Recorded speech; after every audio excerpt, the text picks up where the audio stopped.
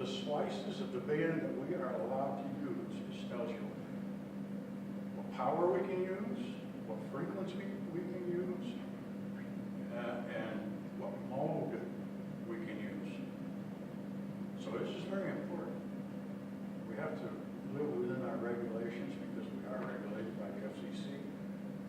Like I said, there's laws, there's practices and procedures, there's policies, and there's also what we call amateur etiquette. So we're governed by a whole bunch of different things. But anyway, the band plan, you might want to pick one up and make sure that when you're operating where it tells you you can operate. There's certain parts that are for extras, certain parts that are for generals, certain parts that are well, we used to have novices, we don't have them anymore, but for novices, they can only operate in a respective band.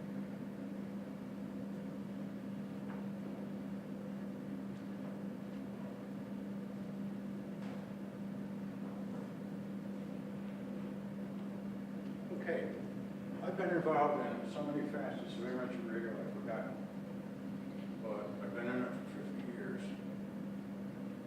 I would like to mention that I am also a Berkshire County Emergency Coordinator for Skywarn.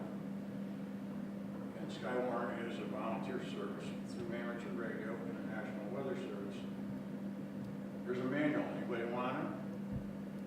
It's a field manual for Skywarn spotters. Seeing how you helped me out before, it's yours. If you go to the National Weather Service, you can inquire more. You have scads of information. Or you get hold of me. I'm on the air generally. I will run a Skywarn net when there's dangerous weather in the area. Otherwise, you won't hear my voice. If you hear me talking on a 9-1 repeater saying there's something happening, believe me, there's something happening. I don't go along with getting people all excited for nothing. I don't do probabilities. Warnings come out, and that's a certain bunch of characteristics. Warnings I pay attention to. The other stuff, well, may happen or it may not happen. I don't care really. Unless something does happen, it comes into our area. That's when I want to hear from you folks on the field. And there's many ways you can report.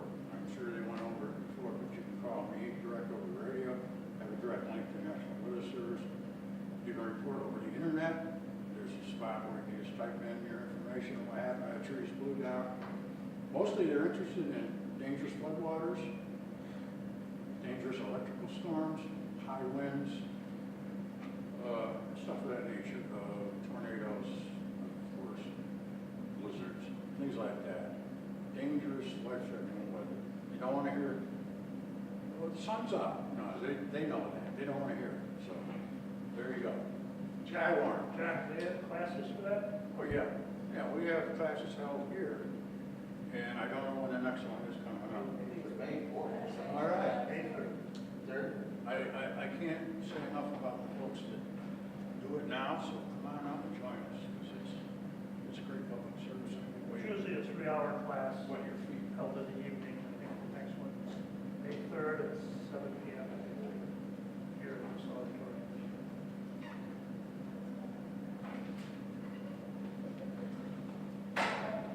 When you get your license, you'll probably want to get something like this to hang in your check. We call it wallpaper. It's just a nice little thing that says what you are and who you are for visitors coming into your shack. Well, pardon me, I'm lying. Well, I wanted them to see your clothes on. They know my clothes. I'll pass this around if anybody wants to see it. It's a letter I got from the father and son team aboard the International Space Station.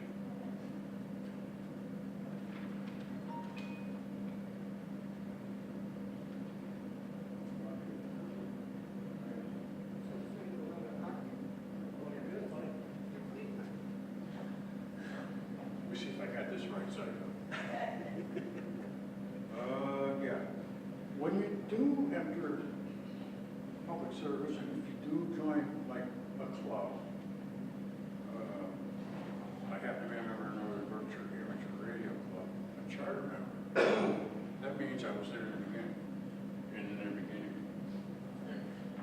things like this, if you do certain outstanding things, and a letter of accommodation or a letter of appreciation.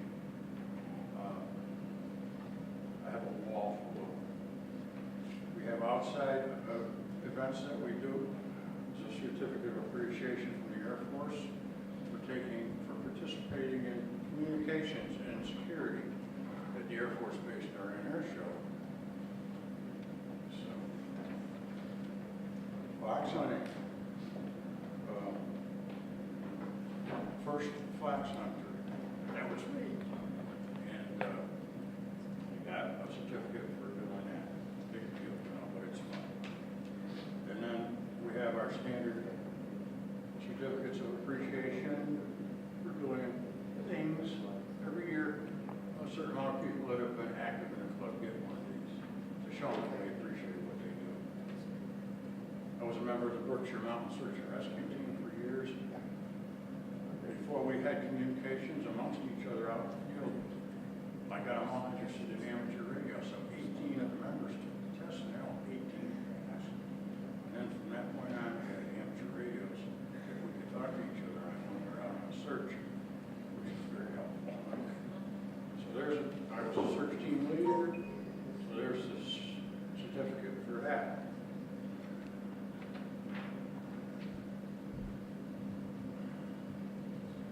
I won't go into great detail, but I was accused of having extrasensory perception. So they dubbed this award, especially for me, Mr. ESP. And that comes from fox hunting and finding the fox before everybody else. With practically no.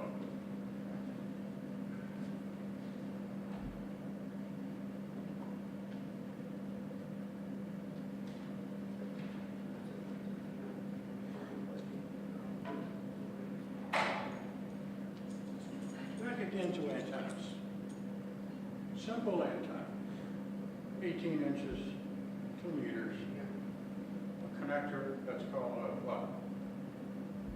SO239 or PL259? Piece of wire or copper or steel, whatever you can use that conducts energy or electricity or electrons. Shoved down the center of this puppy and soldered in. Isolated from the outside part with the connector with tape, as you can see. Very rudimentary, very simple, very effective. That puppy plays better than a rubber duck.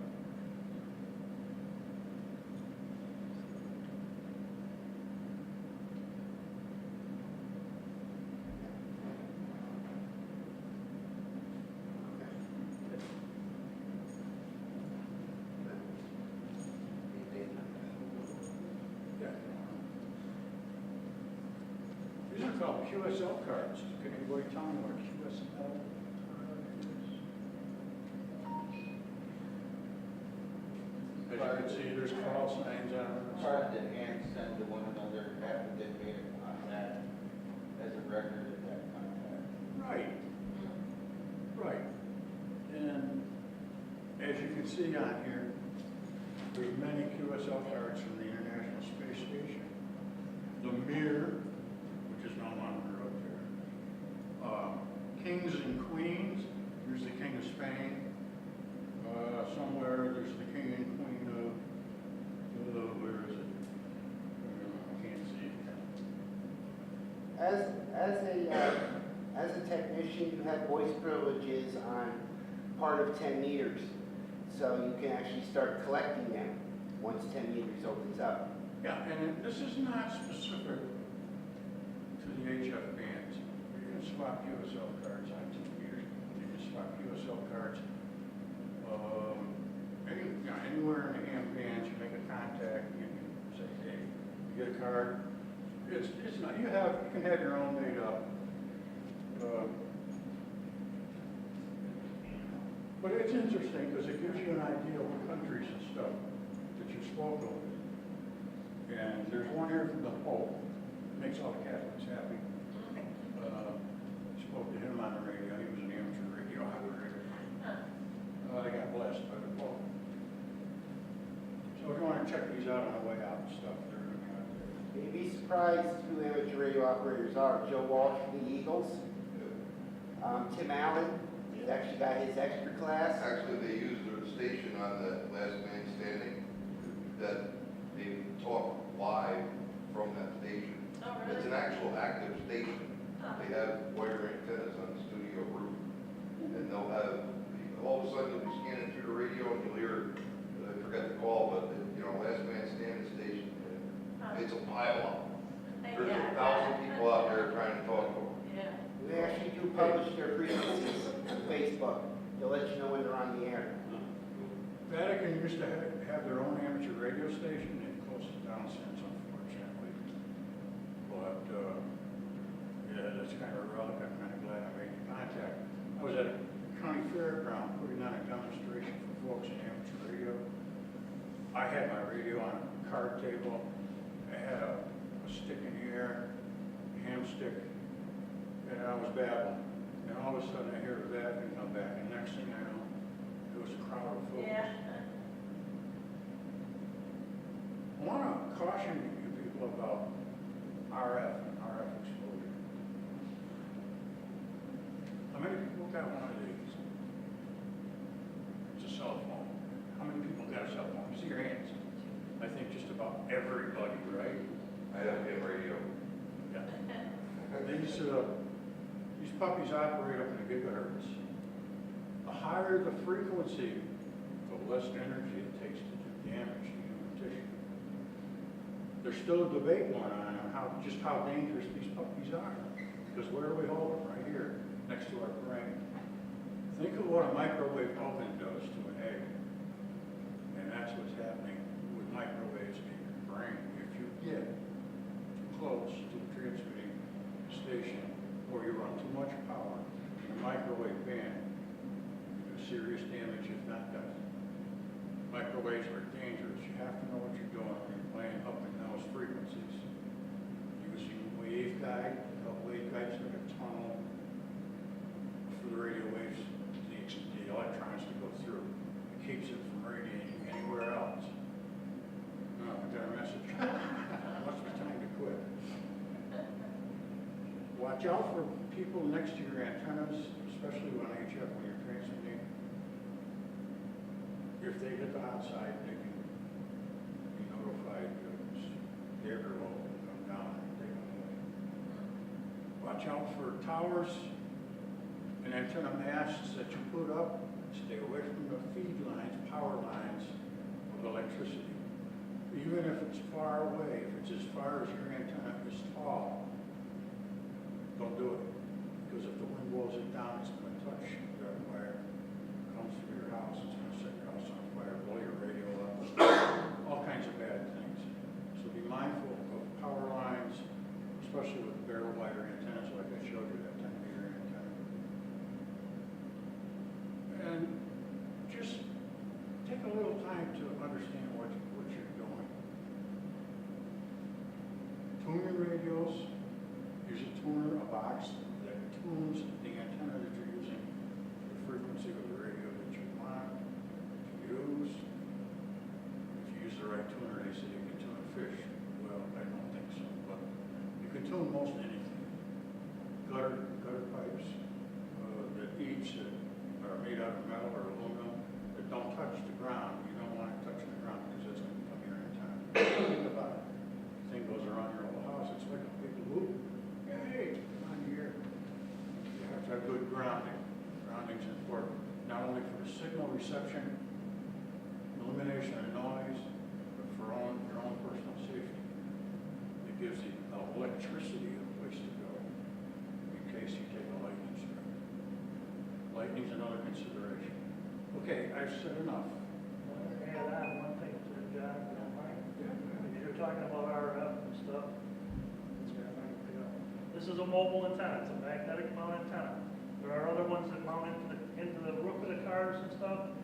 Anytime you see one of these, John mentioned RF. All right, 5 watts out of an antenna like this, not gonna bother you. Anything up over 50 watts though, you do not want to be holding on to this when somebody keys that radio. All right? I know from experience. Okay, as you see up there, I have a dish my call sign on it, and I love the American flag. So that's on it too. That's an old TV dish, right? And I repurposed it for Wi-Fi.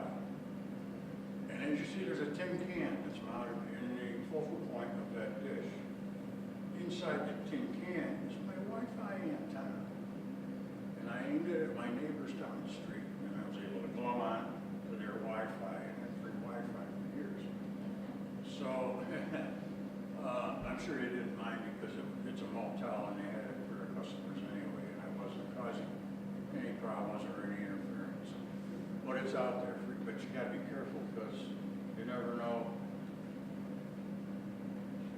who's listening or what you're gonna get because it's not really a secure link. There's another shot of, there's the can, another purpose for a tin can. I love tin cans. Wow, that's me in my house, my old digs. Saying hello. Of course, I'm a Dale Earnhardt fan, so. I was gonna say, you kind of look like him. That's my old antenna farm. 6 meters, 2 meters, a wideband disc cone antenna for the scanner, 900 megacycles, and 6 are together in that dual configuration. Plus this one on the far side is my HF antenna for high frequency, and I had radios that came out the bottom. You see the top.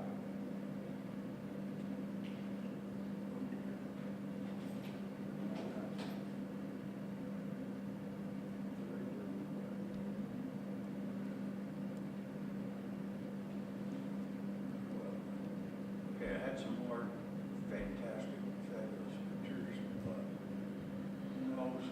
Oh, that's me in the morning when I get up. It's a tree, by the way. It's all made out of tree.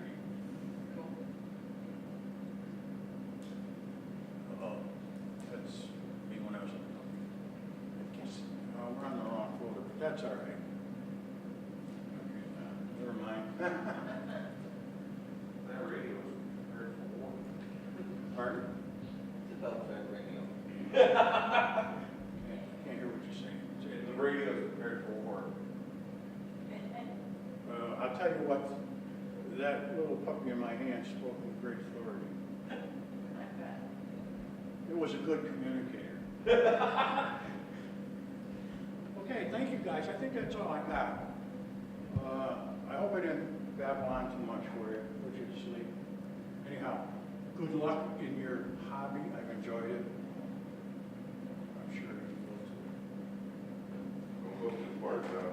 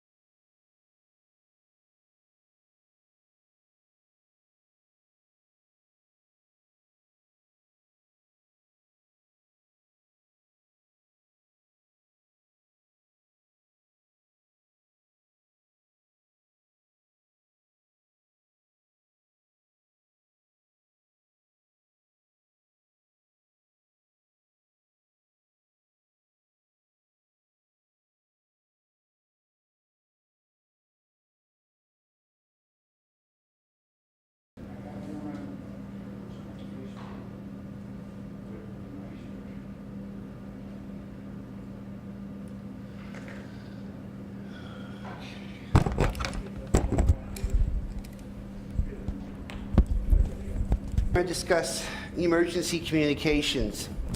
This is why there's repeaters around, especially the one up on Greylock. Emergency communications is a vital part of amateur radio service. We provide a few ways to describe the radio emergency services. RACES, which is set up by FEMA for civil defense. Most of you join clubs. I don't know how it works here, but the Albany Club is Albany and is Aries and RACES. Dave is a member of the RACES organization here.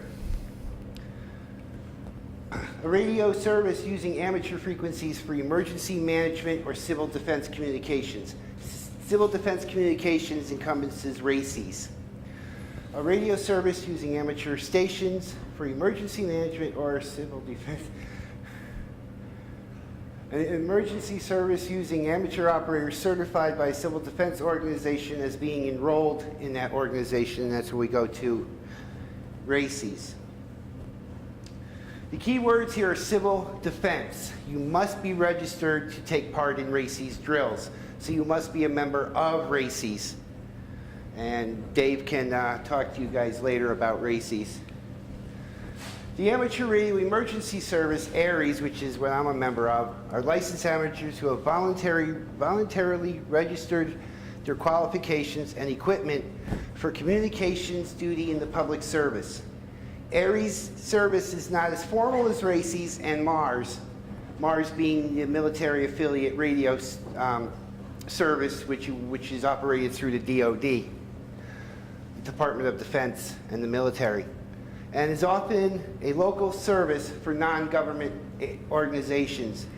We work with the county EOCs, we work with the state EOCs, we work with served agencies, American Red Cross, the Salvation Army, to name a few. So what do RACES and ARIES have in common? Both organizations may provide communications during emergencies. Now, the FCC rules apply when operating your amateur station. Even though you're a member of ARIES and RACES, you're still bound by what the FCC tells you. You are bound by FCC rules, so just operating under your local ARIES or RACES group does not relieve you from obeying the FCC rules.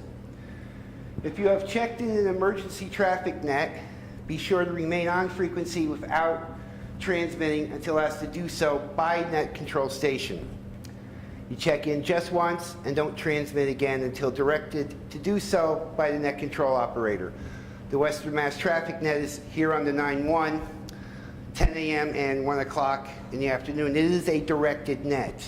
We'll have a net control, usually me, at 1 o'clock, and I will call out for emergency and priority traffic, which always will go first no matter, even if you're just talking on the repeater, you get an emergency break-in, emergencies will always go first on the repeaters. They always take priority. In our traffic nets, emergency and priority traffic always takes first place. And then we'll call for routine traffic, anybody with routine traffic, and then general call-ups. And we do pass a fairly good number of traffic on the Western Mass traffic net. If you have okay, there we did that.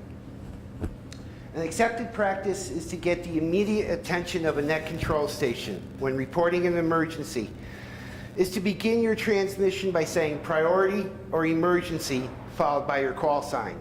This is why when we're having a QSO on the repeaters, we leave breaks in between in case we have emergency or priority traffic. It could happen anytime. I know a couple of times we actually had emergency situations. One guy was having a stroke.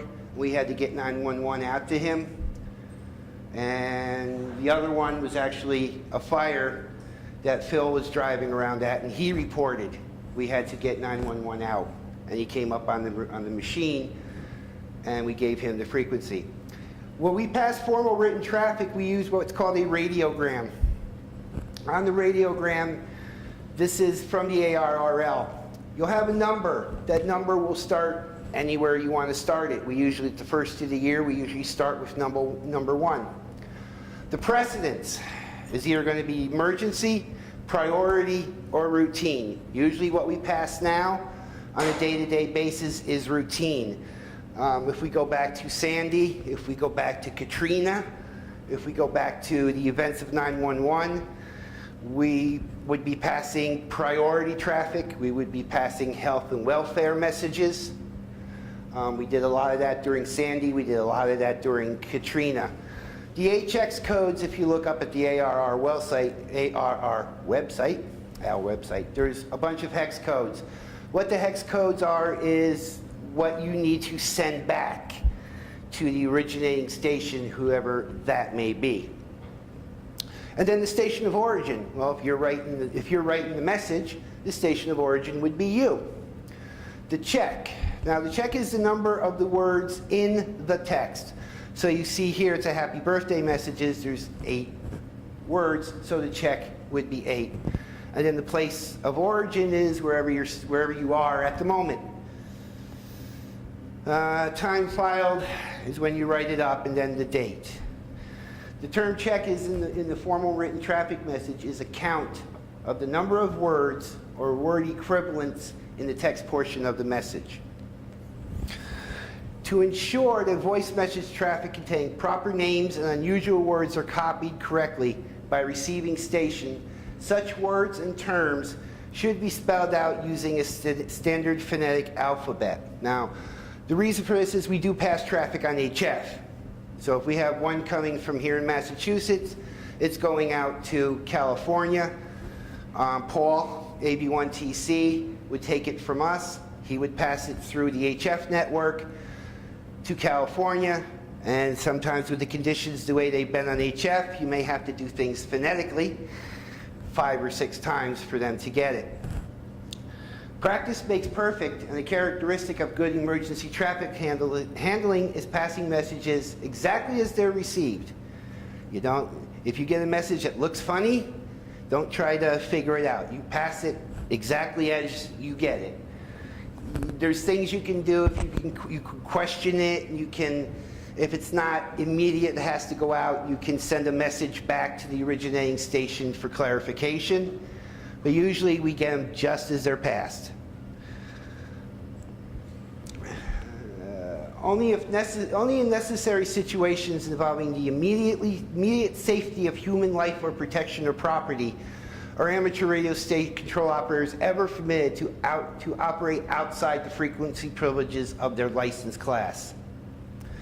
Now, that has to be an extreme case where telephones, radio stations, television stations, everything else is down except for us. We can operate on batteries, we can operate on generators, we don't have to depend on the grid. So if everything else is down and there's no other forms of communication, that's when we can go outside of our frequency class. Right, Dave? Go ahead. Real quick, in Florida State, there's one area, in particular, I don't remember again, but the one guy was director of FEMA at one time. You may know this story. There's a 911 system actually had a double backup. And the backup went down, the main system went down. They could not dispatch any police, fire, ambulance, nothing through their own system. Who would they call? Ham radio operators. They set someone up at the dispatch center taking 911 calls, and they were actually dispatching emergency calls through ham radio to each fire department, police, and ambulance because their own system that was a backup with a backup blew up. So what he's telling you is, you may look at this like it's a text messaging. I can do this on my phone. Well, when that phone's not working, we're the ones that get called. So it's good stuff to learn. Just wanted to throw it out there. Yeah. Florida. Yeah, during 911, a few days after 911, actually, the Albany Club got a repeater together and delivered it to New York City. So the radio amateurs operators there had a machine because the machine that they had was on top of the World Trade Center. So we brought a machine out to them, which is in fact still up. As far as going outside your privileges, when it's life in jeopardy, welfare in jeopardy, property in jeopardy, you go, on your 10-meter band where you can go 28.3 to 28.5, nobody's there. How do you pass the traffic? You got to pass it. And everything else is down. Telephones, cell phone towers, TV's down, radio's down. We're the only thing operating. You find a frequency, you find somebody, somebody's going to be having a QSO somewhere, maybe on 40 meters, maybe out in the extra portion, maybe somewhere on the bands to deliver your traffic to keep it going. But that's extreme, extreme emergency. I think that what brings us up to the Can I say court. something? Go ahead, John. Sure. During Hurricane Katrina, several places in this county were flooded. One being in Lanestown, one being down in Great Barrington. So we set up shelters, emergency shelters for people that had to evacuate. Red Cross came from the Midwest out here and staffed the 2 shelters. Of course, they were equipped with phones, satellite phones, and they didn't work. Nobody knew how to use them. They couldn't get them to work. Communication was down. There was no phone service. So we supplied both places with the amateur radio operators for 2 weeks. We were on the air continuously, passing health and welfare traffic back and forth to people who needed to know to get stuff to help out. So just another case in point, amateur radio saved all those things. Thank you. The problem we have is that we're nonprofit, and we put these repeaters up. Especially what happened is a few months ago, the Albany emergency repeater went down. We were down for months. It was on top of the VA. They got new bosses in there and said we had to take it down. If something had happened in Albany County, we had no repeater. We were eventually able to get it back up on the VA. Same thing here. Graylock covers 5 states. If Graylock goes away, we lose a lot of communications, emergency communications. We have, I think, 4 or 5 different emergency nets that go on the Graylock repeater every month. The emergency net on Sunday mornings, the Aries Races net the first Monday of the month, the 2 Western Mass traffic nets, and Graylock covers 5 states. I pick it up at my house. I'm in downtown Albany and sitting underneath 787. We need to keep the repeaters running. They are vital. We can, things go bad, even if we fall off the grid, we can power the repeaters on batteries and generators. So there's a lot of problems, and it's East Coast, West Coast, it's everywhere where the powers that be in state organizations and federal organizations decide that we're not that important, and they take the machines away, or they charge the clubs that put the repeaters up an arm and a leg to keep their repeaters going. We're there, the repeaters are there for a public service for 1, for emergency communications for 2, and for general QSOs, very last and very least. John is the control operator for the Mount Graylock repeater, and we've had some problems. Everybody's had problems, but without these machines, we would have even more problems. So it's vital that as far as the amateur radio community goes, and the public service community and the state and local governments, that we keep these machines up and running, and that the local and the state governments make sure that our machines stay up and running. That's it from here. Go to Phil for his last. Questions? You have questions? Yes, we have questions. Okay. Which of the following is an accepted practice to get the immediate attention of the net control station when reporting an emergency? Everybody? Google, Mr. Cotter doesn't count. No, Google Mr. Cotter doesn't count. C is correct. Which of the following is an accepted practice for an amateur radio operator who is checked into an emergency traffic net? C, remain on free. That's very important, because we might end up with somebody who has an emergency traffic, and you might be the only one there to take it. Once you come into a net, and you sign into a net, do not go out of the net without informing the net control station. They'll sign you out. When do the FCC rules not apply to operation of an amateur radio station? Gee, you guys are good. You're going to pass this with no problems. Which of the following describes the Radio Amateur Civil Emergency Services, RACES?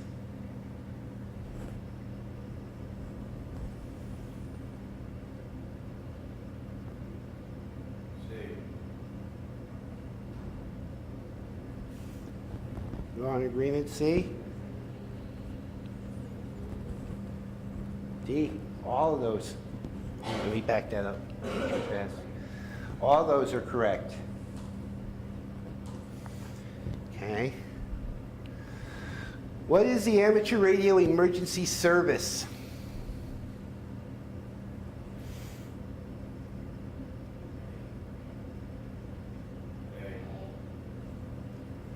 Okay, A and got D. A is correct. What do RACES and ARIES have in common?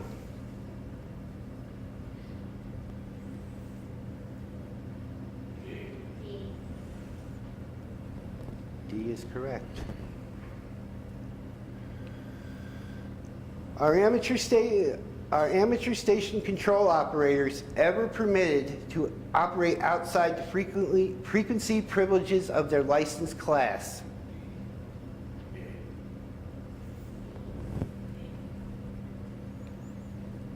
D is correct. What is the preamble in a formal traffic message? That's the part where we had the check and the message number up at the top.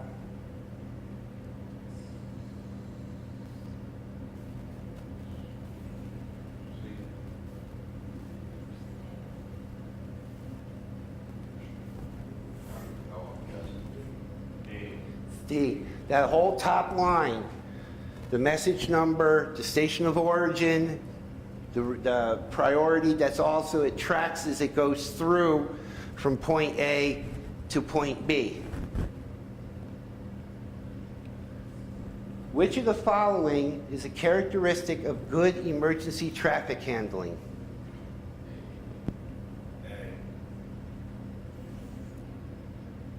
A is correct. Always pass it exactly as received. We have some problems up on the 9-1. Paul will pass a message and then he'll try to interpret what the message is, and we keep trying to tell Paul, just pass it just as it comes to you.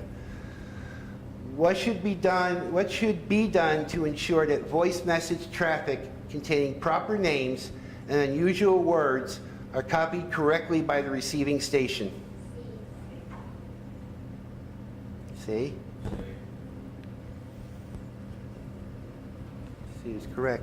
What is it meant by the term check in reference to a formal traffic message?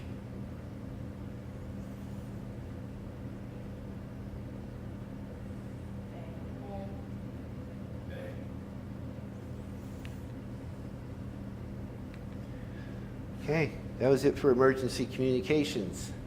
This will be the last set before lunch.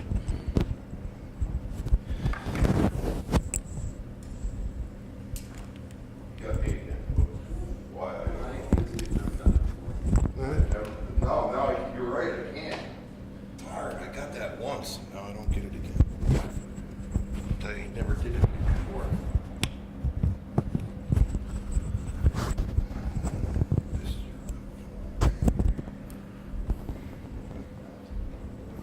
Now I'm wired for sound. Weak signal propagation. Electromagnetic waves that travel through space are called radio waves. What do you think, just for giggles, what weak signal means? Any ideas? Weak signal.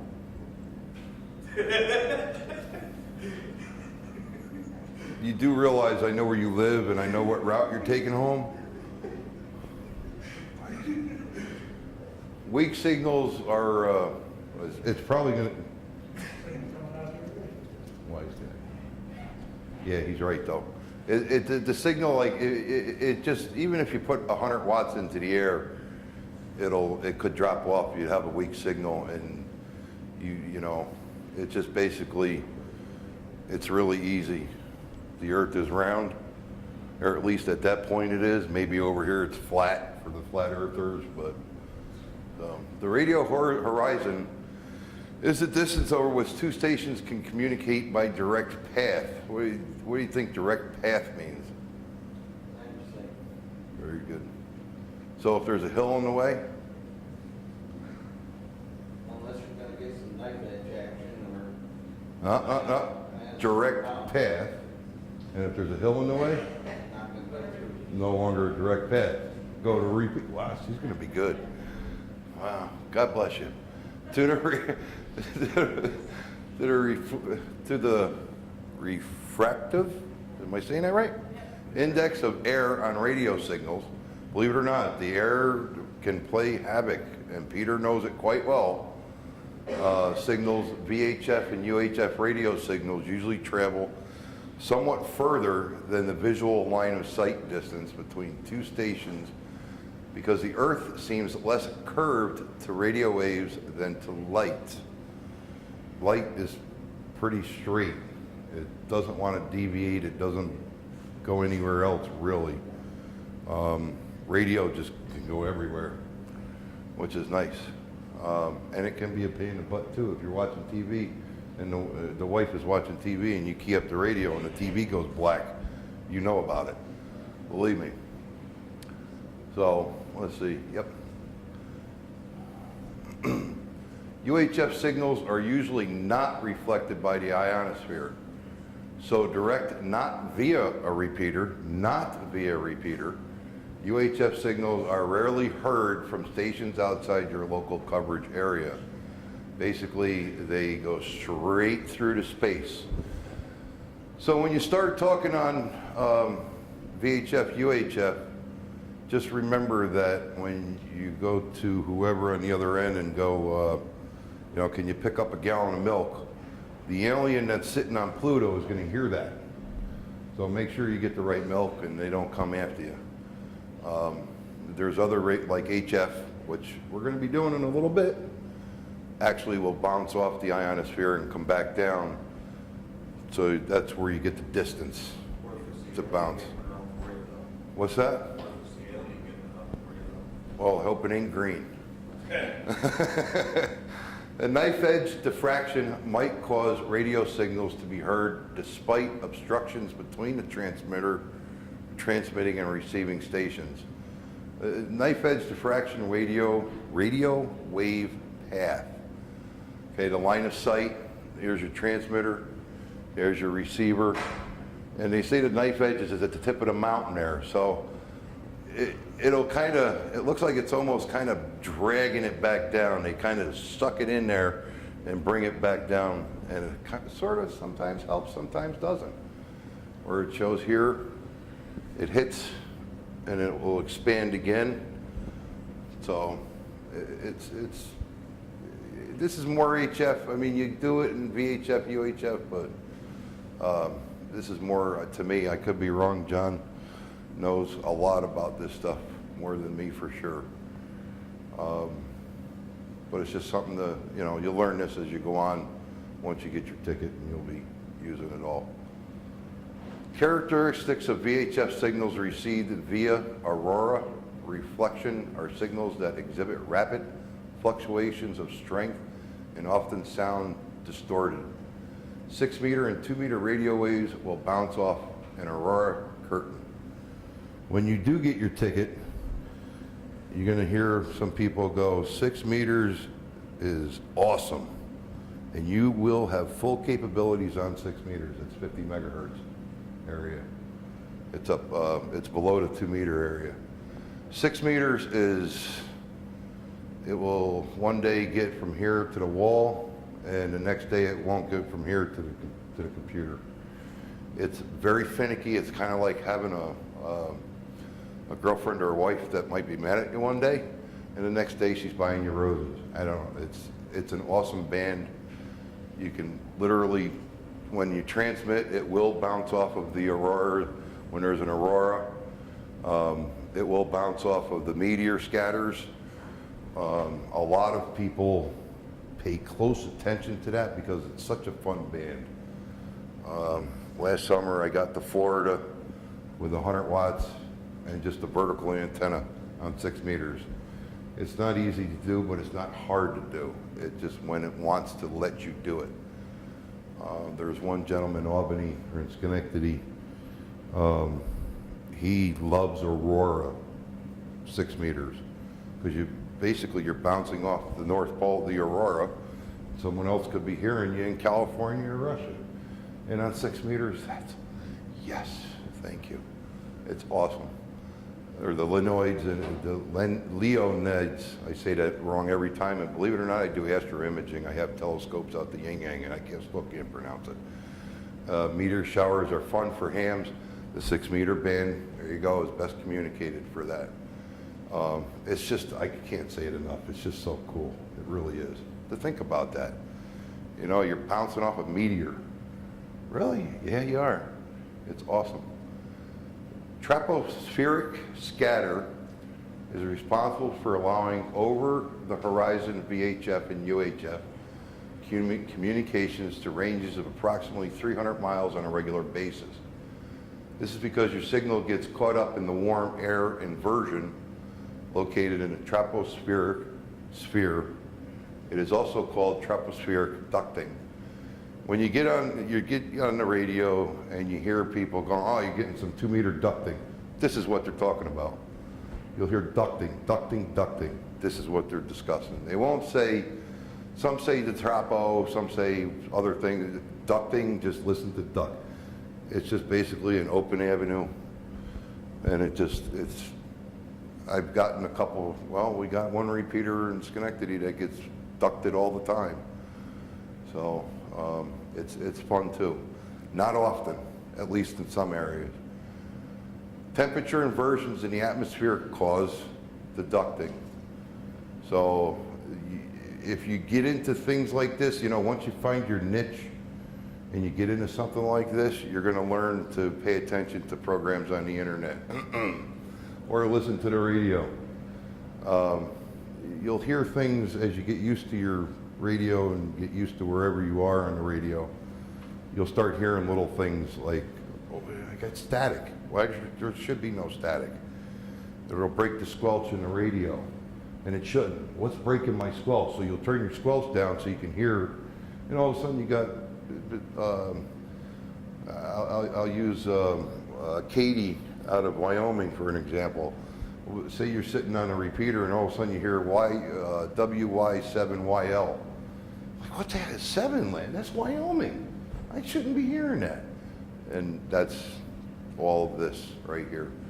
And if that happens on 2 meters, you better get them and get that contact and confirm it, because that would be one heck of a contact. Weak signal propagation, different layers in the ionosphere and they're miles from the Earth. You know, it's good to know. It's not, I don't know, you really, it just kind of keep it a thought. Again, this will go with what you decide to do with the hobby, because there's so many avenues. The E, Peter knows more on this because he's Mr. Antenna Guru. I think the E is the one we worry about more, or the F1. To be honest, I don't remember. I turn my radio on, I listen. If I don't hear anything, I turn it off, to be honest. Because sometimes it just ain't worth. And you might see that today when we do the HF outside. The part of the atmosphere, excuse me, enables the propagation of radio signals around the world is the ionosphere. It is your friend. That is the biggest part of the Earth's atmosphere that is the best. It is the ionosphere that gives you propagation all over North America and the world.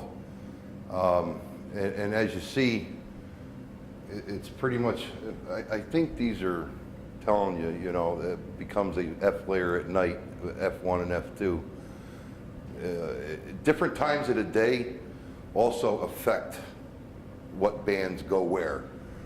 7 megahertz in the daytime is a couple 100 miles. Sometimes you can go further.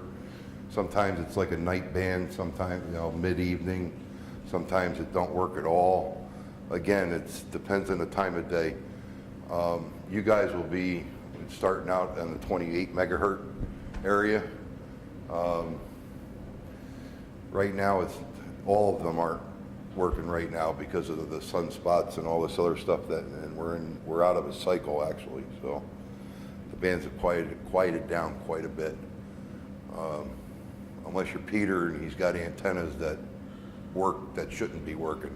I don't understand how he does it, I really don't. Again, 144 megahertz goes where? There you go. It's really simple.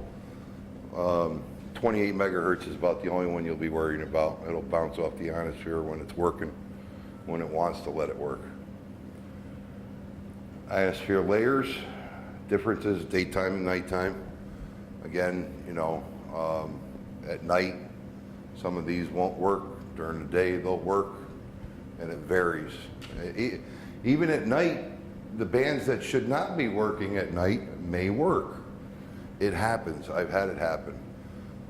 It's not often, but it does happen. And that's when you're sitting there with your radio writing every contact down and going crazy.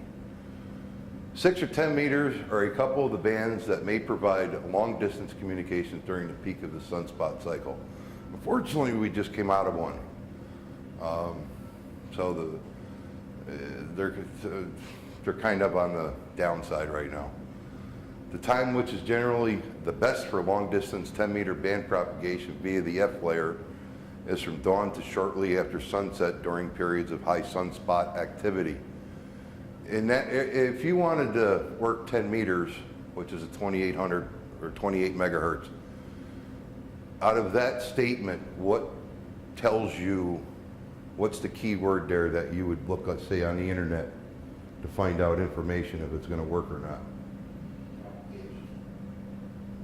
There's a key word in that statement. Who said that? Sunspot? There you go. That's the key word. High sunspot. If there's no sunspot activity, the band ain't going to get you across the street. But if you got high sunspot, 10 meters will go into South America. Some people go into Europe with it. There's one guy in Australia. I think I've heard him very faintly, but he would not hear me. Random combining of signals arriving via different paths can be the cause of irregular fading of signals received by ionosphere reflection. Anybody got an idea what that means? What is it? We got. Really? Am I that boring? Wow. All right, that's it. I'm hanging it up. That's all right. What you said you answered to that?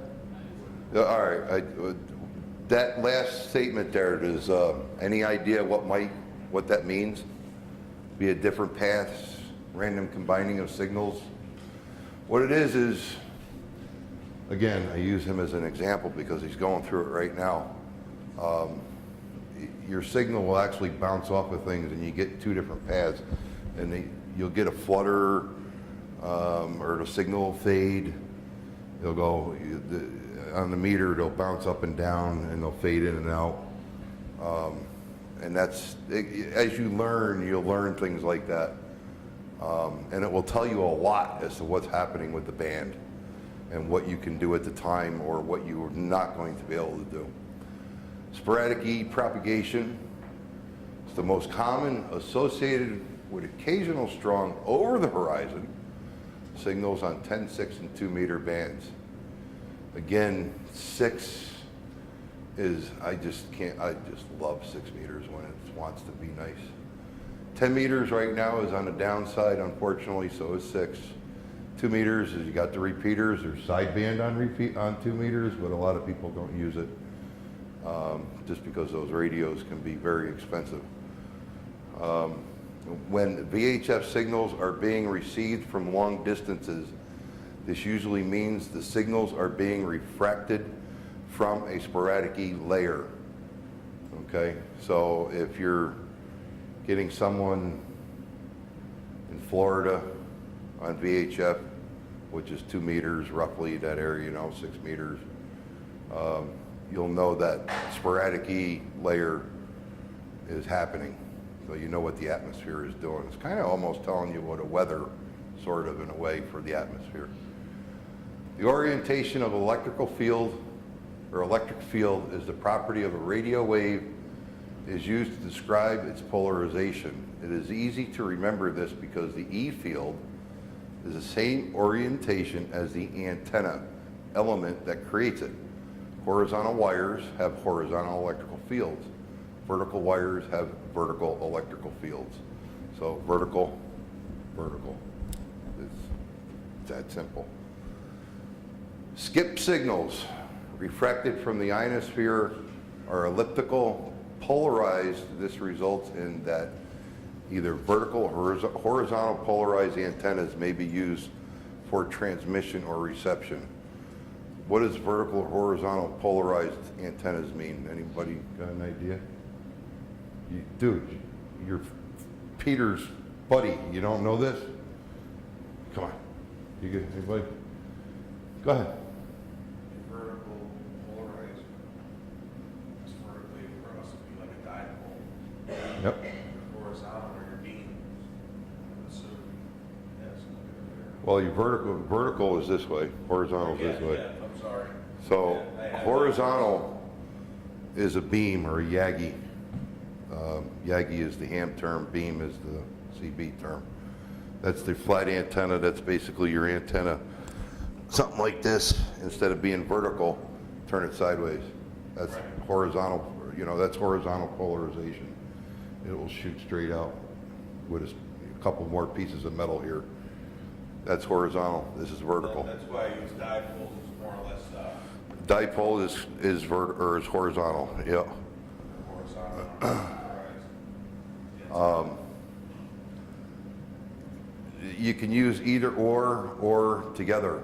There are some antennas, if you go further into it, once you get your ticket, one antenna can do both. I think he showed you that little beam antenna.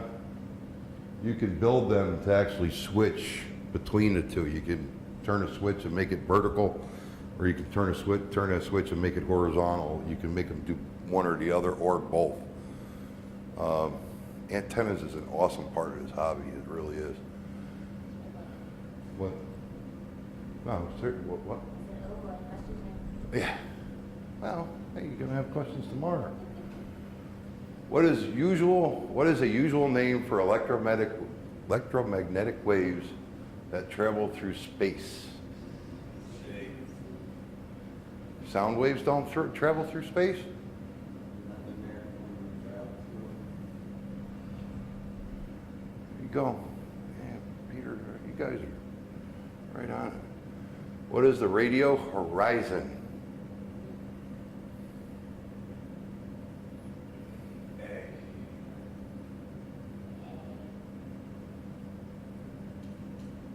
Sure? Yeah. We're all 100%? No? Are you going with A? Okay. Good job. See, you almost got that one wrong. Okay. Why do VHF and UHF radio signals usually travel somewhat further than the visual line of sight distance between two stations?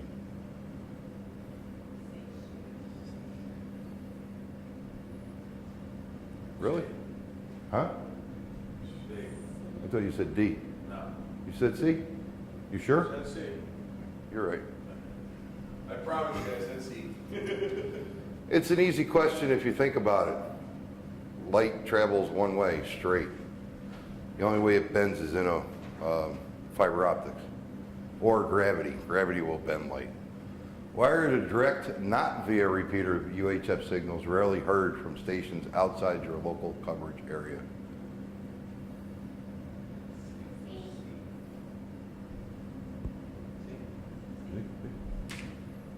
See? Si, senor. Which of the following might cause radio signals to be heard despite obstructions between trans... you guys are, yeah. It ain't Doppler shift? Faraday rotation? Never even heard of that one. Knife edge. Knife edge, it's an easy thing to remember, knife edge. What mode is responsible for allowing over-the-horizon VHF, UHF communications to ranges of approximately 300 miles? A?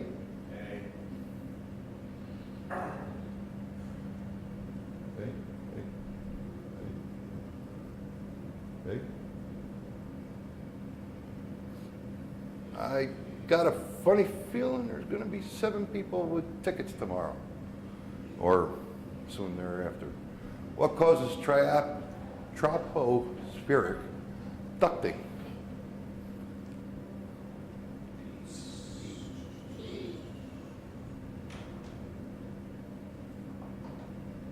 You were going to say something else. What are you going to say? You're not wrong or right now, Josh. So this is your learn. This is if you're not questioning. Where's the dunce cat, Peter? Peter, here's the dunce cat. What were you going to say? I was gonna say B. You were going to say B, sunspots and solar flares? Yeah. Okay. Because you were thinking 10 meters, Yes. 28 megahertz. This tropospheric ducting, temperature ducting in your house. Sunspots, solar flares, more ionosphere. Right. Yeah. So remember ducting, central air conditioning in your house or heating in your house, temperature. Word association works wonderful. What is the characteristics of VHF signals received via aurora reflection?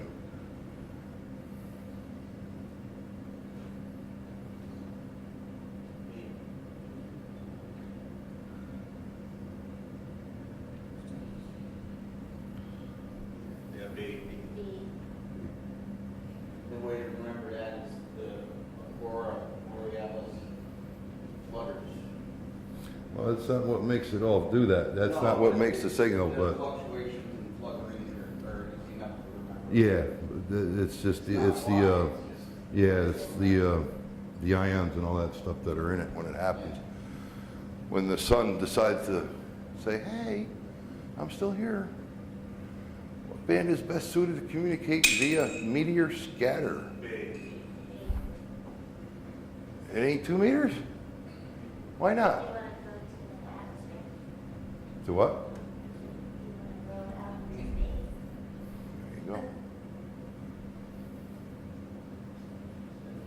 6 meters. It's a wonderful, it really is. It'll be dead for a month, and then all of a sudden for one day, you're gonna be working the hell out of it. And then boom, it's dead for another month. It's that cool. Which part of the atmosphere enables the propagation of the radio signals around the world? Wow. You guys make this really easy. Which of the following might be happening when VHF signals are being received from long distances?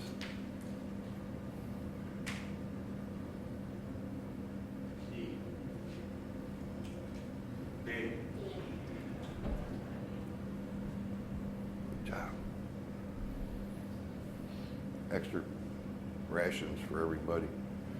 What is generally the best time for long distance 10-meter band propagation?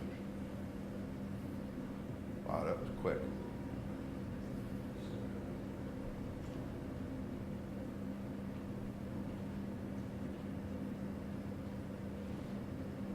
Everybody? Hey? A. Hey? You agreed with? Hey? Yeah.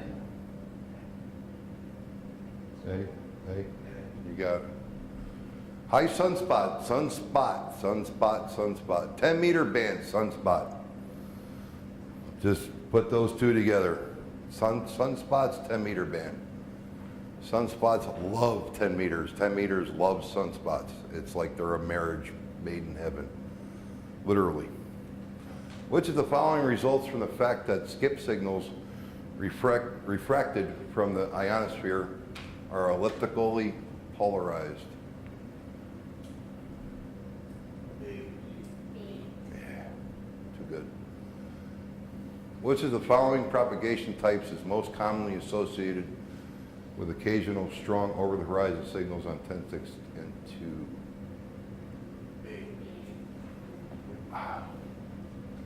Somebody been reading their books. No? Well, you got Rich around, so you... No? He doesn't even help you? I don't know what you're doing up there, Rich. Which of the following bands may provide long-distance communications during the peak of the sunspot cycle? You sure? Does anybody know what 23 centimeters is? If I remember, I think it's this one. It's 220. That's the 220 megahertz. It's in between 2 and 70 centimeters. That's what that. It's not very popular. It really, I don't know why. It's fallen to the wayside a lot. What property of the radio wave is used to describe its polarization?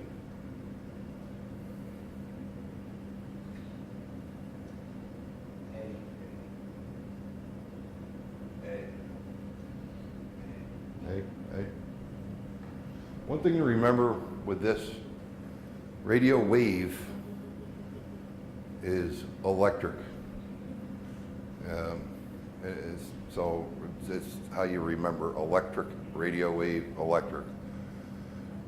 Which of the following is a likely cause of irregular fading of signals received by ionosphere reflection?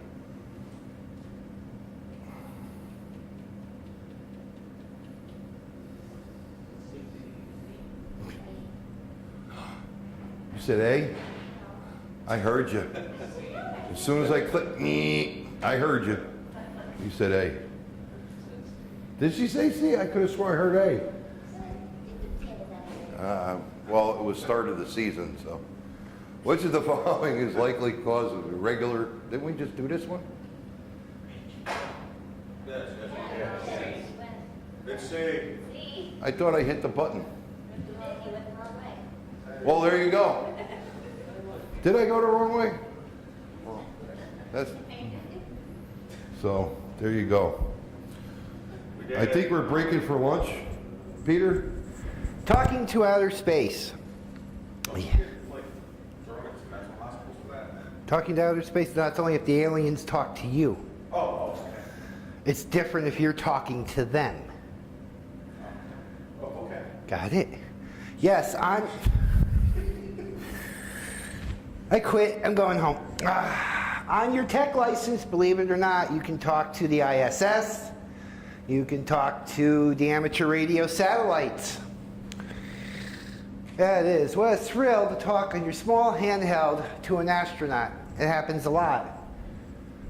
And any amateur holding a technician or higher class license may make contact with an amateur station on the ISS using 2 meters and 70 centimeter radio frequencies. See, am I pushing the right button? Oh, I turned it off. That's definitely not the right button. And, okay, whatever. You can make a homemade Yagi. In fact, he'll test. I have one at home, and I have talked to other amateurs on SO50, Saudi amateur satellite. Not hard to make. Amateur satellites are not geostationary, but rather they are LEO. LEO stands for low Earth orbit. This reduces the amount of power we need to hear our own signals coming from the satellite. Some orbits, where am I? Some orbits are elliptical, and as long as you and the other station can both still see the satellite, you're on the air. And the QSOs are really quick. Call sign grid. It's about all you have time for. They're only going to be over your head for a very short amount of time. I think 3-4 minutes at most. The Kepler elements is data inputted into the satellite tracking program. The satellite tracking programs tell you everything about the satellite, including maps showing the real-time position of the satellite track over Earth, the time azimuth, the elevation of the start, maximum altitude, and the end of the pass. The apparent frequency of the satellite transmission, including effects of Doppler shift. Varying levels of computer control are used by satellite enthusiasts, from merely informing the operator where to generally aim a handheld Yagi antenna to fully controlling all the steering. You can also, there's satellite tracking programs that will do the same thing for you. The satellite beacon is a transmission from a space station that carries information about a satellite. It is a continuous faint signal that carries digitized information about the satellite itself in orbit. As you are listening to an FM or single sideband satellite downlink signal, it will rapidly rise and fall in signal strength. This is called spin fading, and is caused by the rotation of the satellites and its antennas. Any questions so far? Ham satellite operators are constantly turning the dial as satellite passes overhead to make up for Doppler shift. Doppler shift in regards to satellite communications is described as an observed change in signal frequency caused by relative motion between the satellite and the Earth station. As the satellite is headed towards you, your received signal appears a few kilohertz high. As it passes overhead, the signal is right where it should be, and as it moves away from you, the signal will be several kilohertz lower. Think of a car horn as it passes you. When the satellite is operating in UV mode, it means that the satellite uplink is in the 70 cm band and the downlink is in the 2 meter band. A full duplex dual band radio will give you the best access to those UV satellites on FM. And listed are actually some of the actual amateur radio satellites with their TX and their RX frequencies. When setting up your transmitter power on the uplink frequency of an amateur station or space station, you should always use the minimum amount of power needed to complete the contact. It's always best to run the minimum amount of power needed through the satellite so you don't overload the satellite onboard electronics with a too strong signal. So remember, minimum. When we can operate digital satellites, I can't read tonight either. We can operate digital communications through satellites and through the International Space Station. FM packet is the most commonly used method for sending signals to and from a digital satellite. It is fun to receive FM packet transmissions from other hams as usually stored and forwarded via the satellite or space station. I don't know, anybody still do packet? Anybody know? I don't.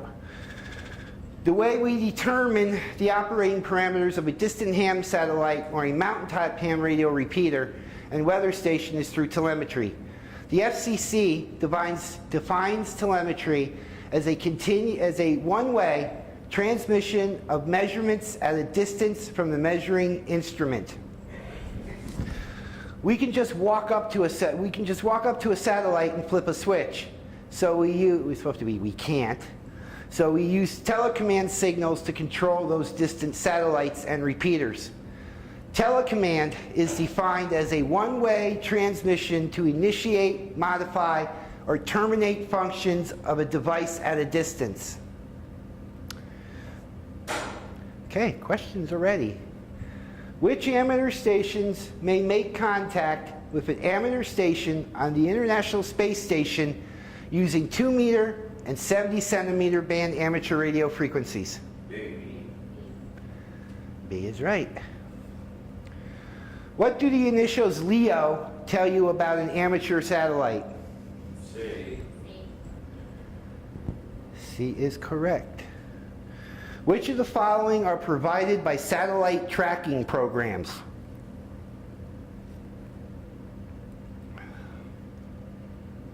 B.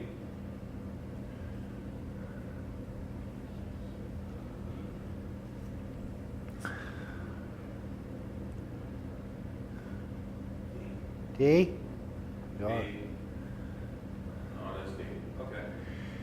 Which of the following are inputs to a satellite tracking program? B. B is correct. The primary transmit antenna. Oh. What is a satellite beacon? Wow. D. D is correct. What causes spin fading when referring to satellite signals? B. B is correct. With regard to satellite communications, what is Doppler shift?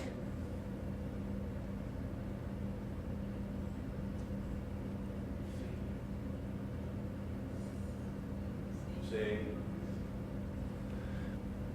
You guys are good. What is it meant by the statement that a satellite is operating in UV mode? B. Very good.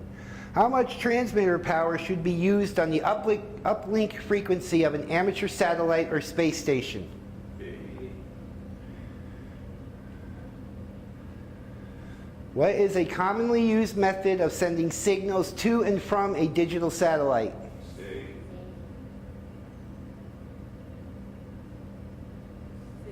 See? There it is. What is the FCC Part 97 definition of telemetry?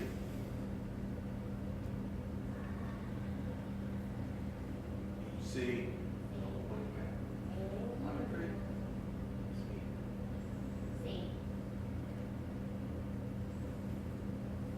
See, it is. What is the FCC Part 97 definition of telecommand? C.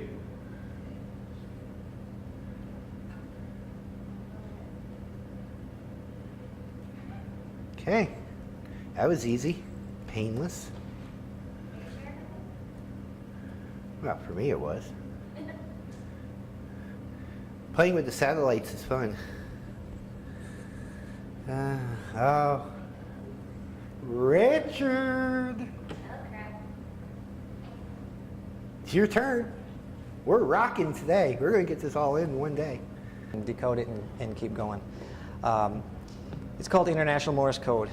I like the straight B key because it keeps me from good dits and das as I'm learning to send Morse code. It is a lot of fun. They have oscillators out there. You can practice sitting in your, it's just a long piece with a speaker on it so you can hear how well you're doing, make mistakes, nobody's hearing it, and you're not actually sending it at that time. If you, damn it. If you decide to do some CW sending, great. Every ham knows CW. Even though it's no longer part of the ham test, which I didn't do it because of that reason, because I was no good at it. You can use a straight key or an electronic keyer. Those are relatively inexpensive. If you want just that setup, there's many different ways you can do it, even with just simple software. You can even generate CW with a computer with the software. You don't expect, but don't expect the computer to be able to read CW letters as well as your good old ears and brain. That I kind of disagree with because a ham radio deluxe is a good, it does decode, I think, fairly well, and there's generally not a lot of missed stuff on there. Some new technician class operators start out on the air exclusively with their computers and small ham radio transceivers. A handheld could allow packet communication, similar to short messages texting, but not on but on ham channels. A larger multi-code base station tied to your computer and its sound card could lead to exciting PSK31, which it is very exciting. Worldwide data communication on the 10-meter band, and for those of you who enjoy bouncing signals off the moon and meteors, MFSK is a fabulous digital VHF, UHF mode where your computer does all the work and sorting out of the signals and separating all that noise. So MFSK and packet and PSK31 data modes let your laptop and home computer do all the things for you digitally. You just have to sift through the waterfall and such to find the signals that you're looking for. And believe it or not, I don't know if I forgot if it's in here or not, but RTTY, the good old-fashioned radio teletype, everybody says is dead. It's not dead. It's still going on, and it's a lot of fun to dig up a signal like that. I talked to Russia one day on 62 watts from Pittsfield, so it's a lot of fun when you can catch something like that. Here's a basic diagram of what that does. The packet modem, also known as a TNC, goes between your computer and the radio. It handles all that crunching for you, so you don't have to think about it. So, in between your handheld or your mobile radio and the computer is a device called Terminal Node Controller, abbreviated TNC. Some mobile and handheld radios already have TNC built in. Most of the newer ones do. Your little handheld plugs into the terminal node controller, and the TNC then hooks up to your mobile device or laptop for texting or text messaging. Packet radio can be used for many important purposes in ham radio. Pete, I forgot to tell you that was paused. Did you unpause it? Yes. Okay. We're recording. Awesome. Packet radio can be used for important purposes in ham radio. As emergency responders, bulletin boards, packet clusters, reports on noteworthy long-range stations showing up on the radio dial. Wireless messaging, and my favorite automatic position reporting system known as APRS. Packet bursts send out at latitude, longitude to other stations, some of which are digipeated, which Greylock does, that will relay my position on the internet for everyone licensed or not to see where I am. Additional features of APRS using packets include remote weather station monitoring, short text messaging, emergency alert, and the tie-in to a vehicle navigation device for graphically see where other APRS users are located around you on the map. To do this, you will need a GPS receiver outputting NMEA 0183 data and a simple APRS TNC with some of them already built into the ham radio equipment. Someone said here that they had a 400DR. Everything's automatic.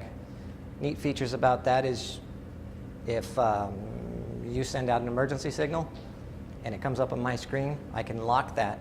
My radio will take me right to you. I don't have to wait for the 3 points that the police department needs hours later to find out that you had a broken leg and you've now done passed out.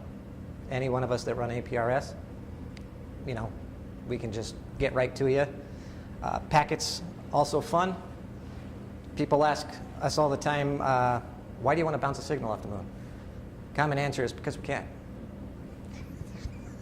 Because we can. On APRS, I figured out how to email from my handheld. Why would you do this? A non-ham cannot respond. It's a send only. Because nobody can verify that the receiving person is a radio operator. But why would you email?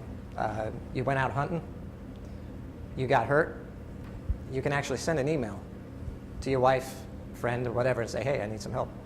And then throw your APRS on emergency. There's a couple of shots of TNCs and the Kenwood. I don't know much about Kenwood, but I bet you 10 to 1 that one has built-in, all the built-in goodies right there. Ham radios and computers are made for each other. I believe that. If your laptop or home computer was built with a built-in sound card, you can see what is sent via digital modes like CW and PSK31, radio teleprinter, and nearly a dozen other digital modes, most of which sound like hash, it does, to your ear when listening to the receiver. WestMountainRadio.com, good for parts and information on that, is a good site to visit for multi-rig interface equipment that goes between your ham gear and computer. Let your laptop with a sound card with appropriate software do the decoding of your digital messages. You get your computer ready for some technical class fun. Packet radio is a great way to send blocks of information quickly over the airwaves. Your packet will contain the header with a full call sign of the station that you wish to reach, and several steps of error detection and error repeat requests. So, all of these features are included when you send a packet. My packets go out every 2 minutes from my car. I believe I have my email, my call sign, longitude, latitude, and the weather in that packet. So when you receive it on your radio, that'll be mine. I don't remember, Dave, do you send your packets at about the same? You don't have it on? So it's a good way to see. The software we use is aprs.fi. You can actually hover your mouse over one of my beacons and see my speed, where I'm going, my altitude, the email, what frequency I'm listening to. So if you were in that relative area, you'd be able just to pick up the mic and make a call if you wanted to. ARQ stands for Automatic Repeat Request, a system that lets your digital station automatically ask the other station to say again a set of missed characters. It's not like your signal gets sent out, and if it's not sent, it just gets lost. The commercial version of AMTOR and SITOR is still used on the high seas of third-party radio traffic, as well as weather bulletins. PACTOR is largely supplemented by AMTOR because it has a full ASCII character set, whereas AMTOR, only the uppercase letters. PACTOR and similar systems are capable of operating in the ARQ mode, or the FEC, forward error correction mode, depending on whether they are engaged primarily in two-way or one-way broadcast communications. So the ARQ, I believe, will be on the test for that question. You are going to have a blast sending data with your laptop and ham set. And it is, if you're, as my stepsons and wife call me, a computer dork. I love it. I absolutely love it. However, when multipath signals are added and subtracted to your signal, error rates are likely to increase. Since the earliest days of data communication, which includes Morse code, by the way, hams have experimented with such methods as diversity reception and using multiple antennas and receivers to reduce the multipath problems. I think that's mostly done now digitally with error corrections. Want to look at a GPS map and see other ham stations located around you? APRS can do that for you. APRS is an extension of classic amateur packet technology. It is an application level protocol that rides on top of the lower layers of packet technology. Therefore, any packet TNC can be used to transport APRS data. Going back to the Yaesus, because I don't own anything else, on my 400DR and the computer, you can actually not only see the map, but if you do a split screen, you can actually, there's a pan tilt zoom option on there. When you do a split screen, the lower screen, you're actually looking out the person's window that you're looking at their packet. So if you're sitting at the red light in front of Big Y, you can actually pan down the side streets, look forward and see what they're seeing, which is kind of a neat feature.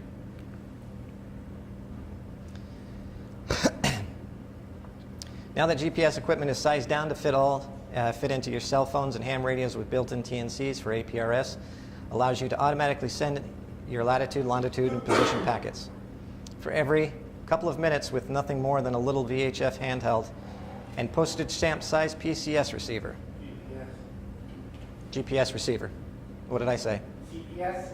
Yeah, okay. Got to look through the good part of my glasses. The output of your GPS receiver is an NMEA 0183 format. That will connect to the terminal node controller that is either built in or external to your handheld mobile radio. PSK stands for phase shift keying. I know that's got to be on the test.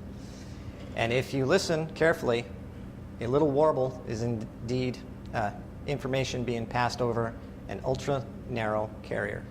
Hear this on the enclosed CD, which I don't believe we have, correct? No. There's a picture of a nice looking radio that looks rather expensive.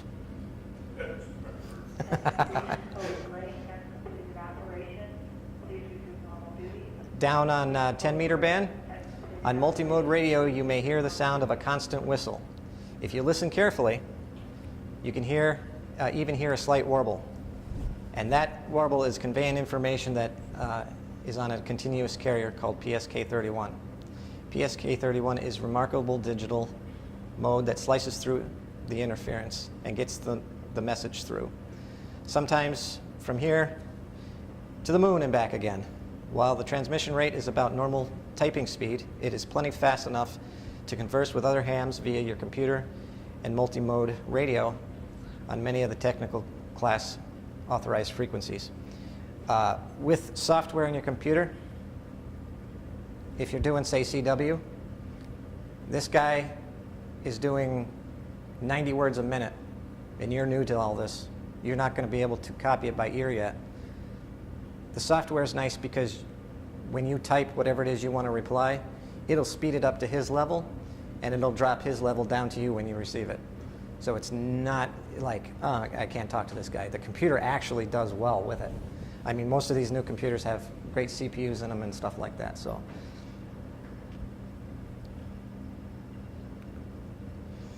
hundreds of ham radio operators throughout the world have tried their home computers and ham sets to the internet. The system is called WinLink 2000, Echolink, and IRLP. These free gateway stations are fully automatic and provide ham radio operators access to the internet for sending and receiving emails. VoIP allows rather simple gateway methods between the amateur radio and the commercial internet. The IRLP uses VoIP to connect to repeaters. And I don't know too much about Echolink, but I think that's the way Echolink works, right? Yeah. Your kind of cell phone, tablets. Cell phone, tablets, your computers. Once you get licensed, you can actually get into Echolink and jump on repeaters across the world, talk from your telephone. Go to VoIP. And like the gentleman says, he was one that agreed with me that the older hams think that this was taboo, this isn't real ham. That's kind of what I think of Echolink, because if I want to make a phone call, I'll make a phone call. I don't want to use this to, mess with ham radio. Make a phone call to the repeater, and Echolink Right. is tied into repeaters, so you could be on Echolink and somebody's on their 2-meter 440 radio at home. Yep. So, let's see. VoIP allows rather simple gateway to the methods between amateur radio and internet access. The IRLP uses VoIP to connect to repeaters. We covered that. IRLP nodes are basically phone numbers which access the node in question. DTMF signals sent from the keypad of your handheld or mobile microphone are the best practical way to access these. That was the same thing with Wires X. If you want to go to somebody's node, you simply press the push to talk, dial the node if you know it. And if you do it enough, you'll know that, somebody is 21808 or, whatever their number is. Hold down the push to talk and go right to their node.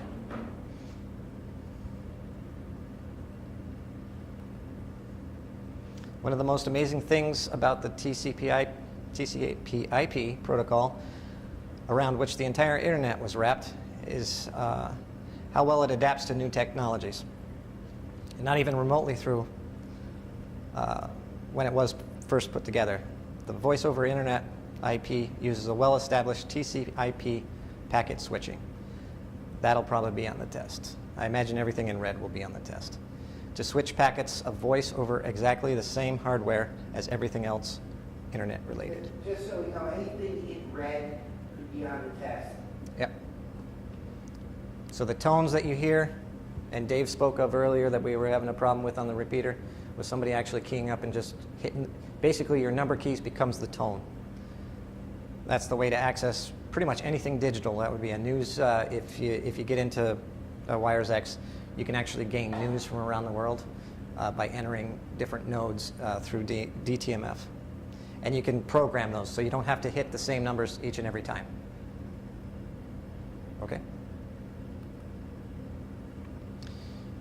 Your best source for a list of voice over internet protocols, VoIP nodes, is in a repeater directory, or if you go with the Yaesu version, on their site you'll have all the list of nodes. And you can find that at therepeaterbook.com. Most new handhelds have a maximum of 9 programmable memories for a speed dial number sending. Store your favorite IRLP nodes in your radio speed dial, and you won't need to remember them node numbers and manually tap them in the keyboard, so I was a slide ahead. NTSC is the standard for fast send color television signals. For analog ham radio ATV stations, TV broadcasters have made the switch to all digital, so hams are the ones that stick with the tried and proven NTS analog transmission.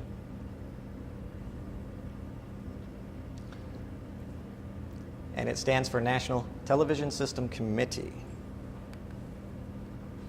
A fascinating type of ham radio operation is called fast scan television, abbreviated ATV.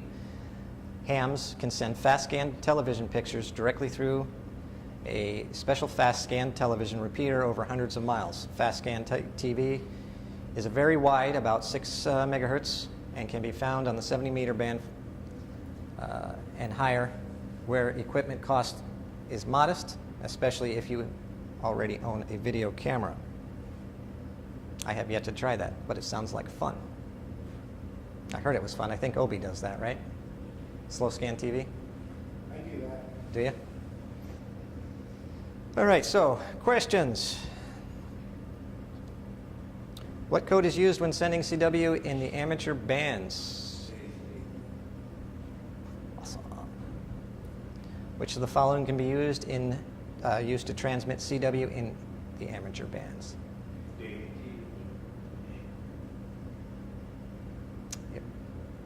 Because again, like me, I'm not ashamed to say I still rely on my computer. The key stuff, it's really tough, and there's a lot of guys out there that can pound that key into the floor, you know, and they are really, really good at it, but I'm just not. Which of the following is an example of digital communication method?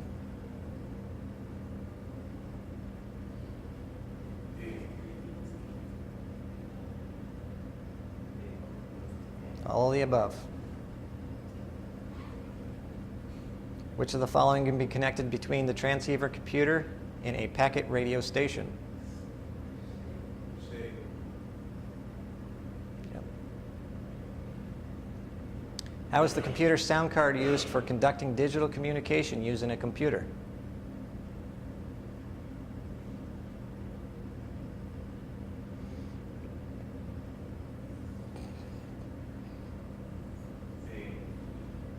B, what? Got B's and C's. That is a very important box. It's tiny, it's relatively inexpensive out of all the other gear that you're going to have, but it's kind of the most important if you want to put all of this stuff together. So, As you guys go on and upgrade to general, take a TNC signaling, rig blaster. yep. Those are TNCs. I have rig blaster at the house. Rich has one. I'm sure Dave has one. At least. Pretty much, unless you're going to hold your microphone up to your computer speakers, you're going to need one. And I've seen some people that I kind of have to poke fun at. If you don't have that tiny, the box is only about this big, about that tall, maybe about that wide.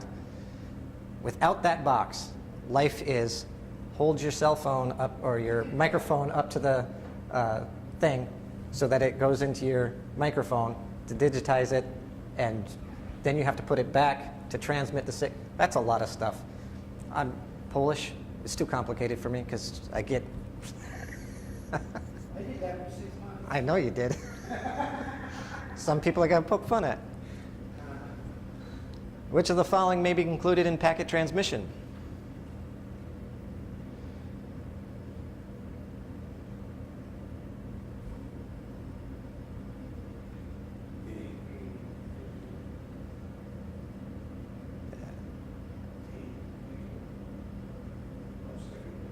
got B, D. Remember, it's got all the error correction built in now. It contains the header, the call sign, like in my case, the frequency, and other information that I applied to it. What is AR communication system?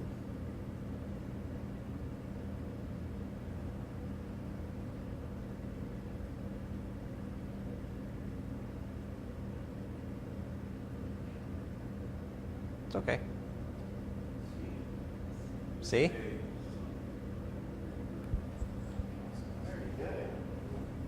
I'm telling you, these guys are passing tomorrow. These guys are passing. What may occur if data signals propagate over multiple paths?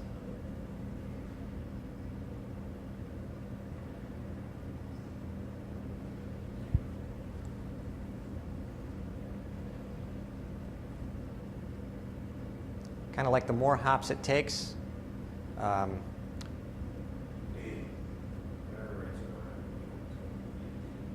D?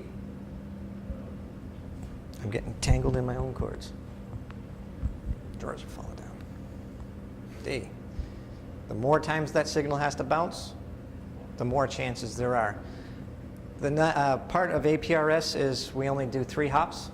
It takes the best out of 3. It does the work for us. As long as it's programmed right, you won't have any problems. And it's not hard to program either. Which of the following is an application of APRS, Automatic Packet Reporting System?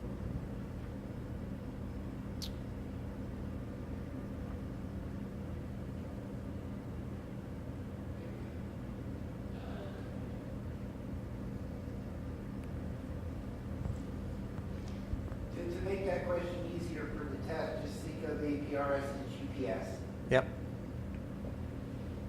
The only thing is when you look at a map on APRS versus GPS, GPS is really nice. It shows you going around a corner and pretty trees and the lakes and all that.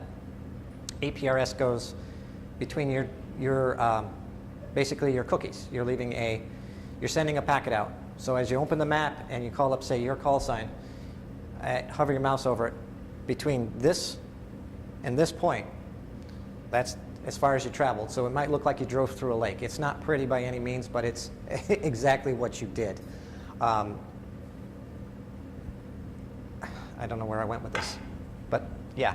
That's all dependent on your transmission time too. Yeah. If you got a short transmission time, you can be able to follow the road pretty darn accurate. Yep. And it's dead reckoning on APRS versus GPS. You get the 500 meter, hey, you're here kind of thing. If you're sending APRS, that is exactly where you are. It's kind of, there's no privacy there. None whatsoever. What does the term APRS mean?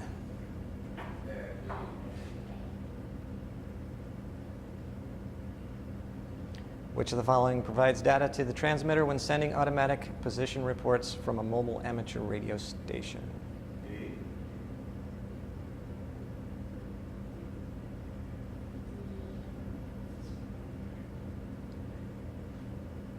Yep, D. What does the abbreviation PSK stand for? What is PSK 31?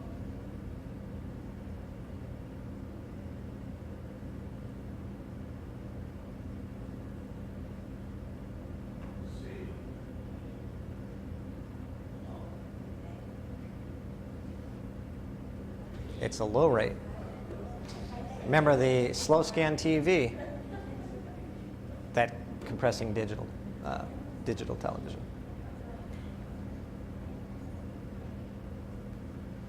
What's the name given to an amateur radio station that is used to connect other amateur stations to the internet? All right, because a repeater does what Greylock does. A digipeater collects the signals and repeats those signals. And a beacon is what we send. What is the Internet Radio Linking Project, IRLP?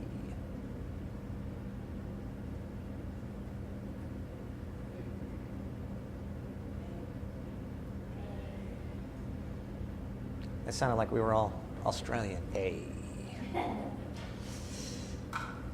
Okay, enough with you. How is access to the IRLP node accomplished?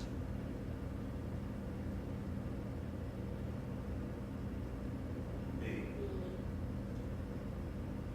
Everybody agree? By touching those DTMF signals.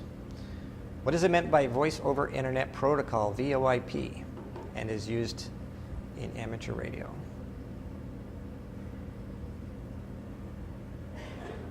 B.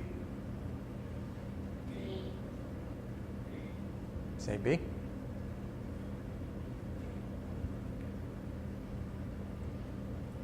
VoIP is Voice over Internet Protocol.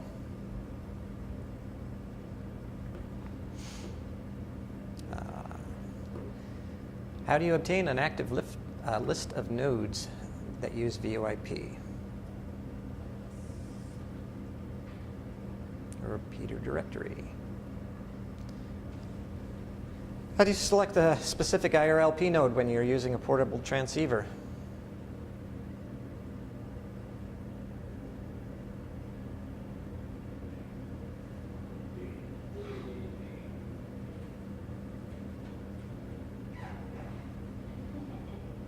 What type of transmission is indicated by the term NTSC?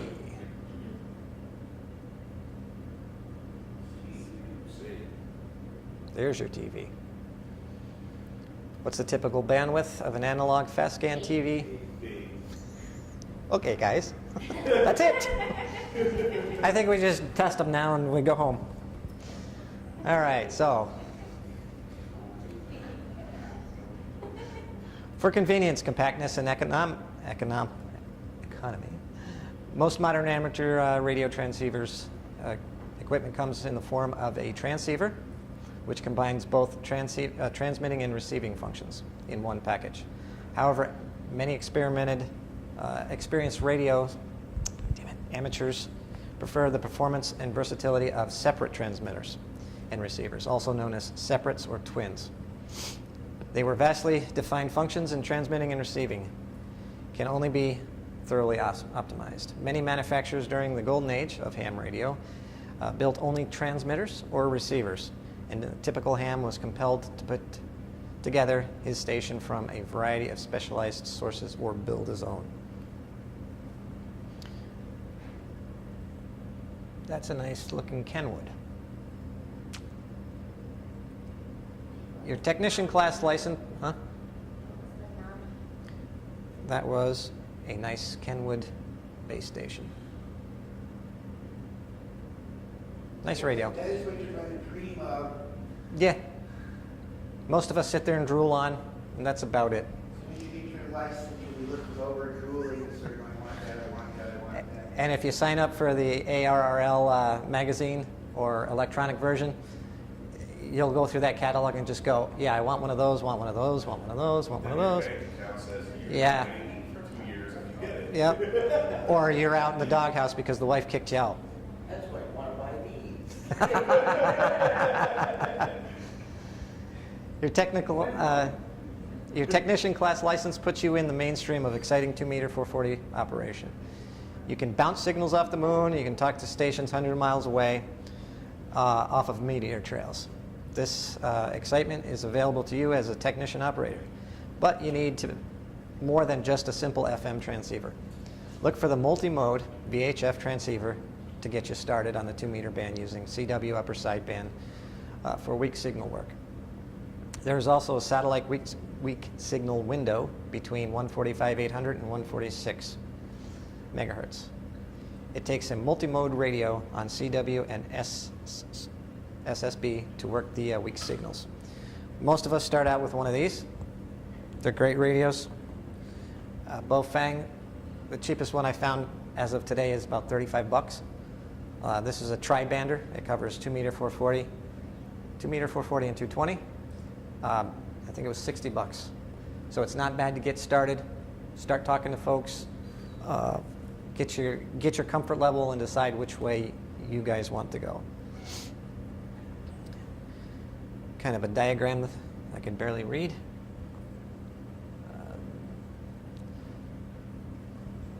FM, as we covered, as you I think covered before, FM is a frequency modulation, and that's what most VHF UHF stands for in the handheld radio use. In FM, the frequency of the carrier wave is changed by the information signal.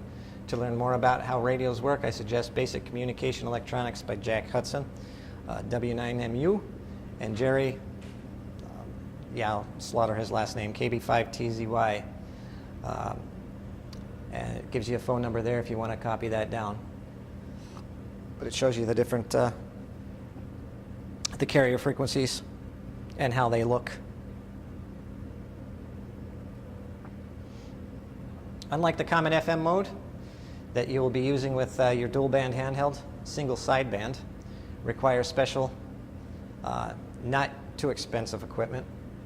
And 6 meter single sideband radios are even more. You can find them at swap meets.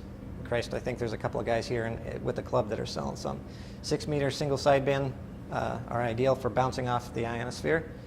And as you will hear on the enclosed audio CD that we do not have, it is pretty exciting.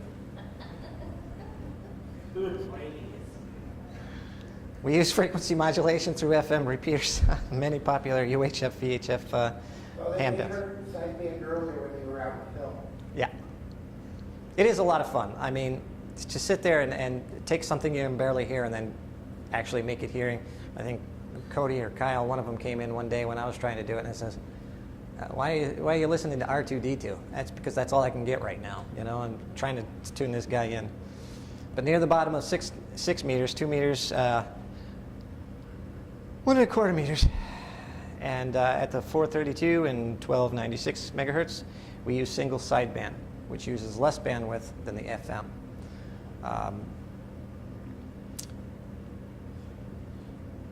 1296 megs, you're playing up in microwave frequencies.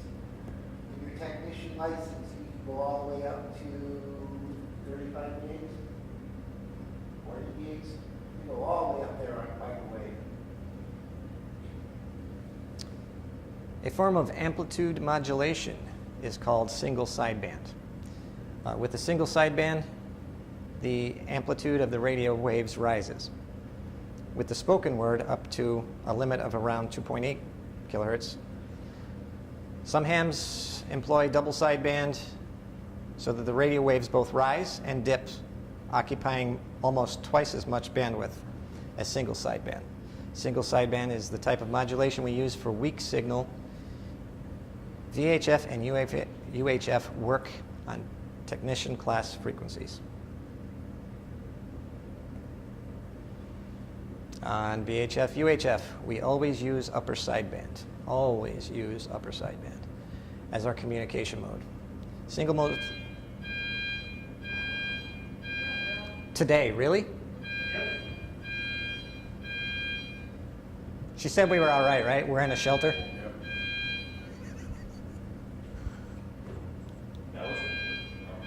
All right, guys, so I guess we're going to stay going. Single sideband is most advanced feature after you have been on the air for a few months as a technician and class operator. You won't find single sideband.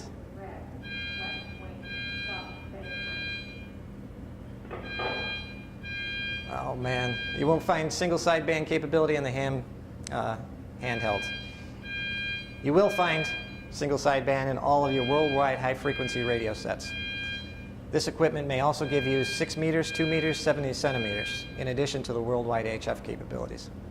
We don't use single sideband through repeaters.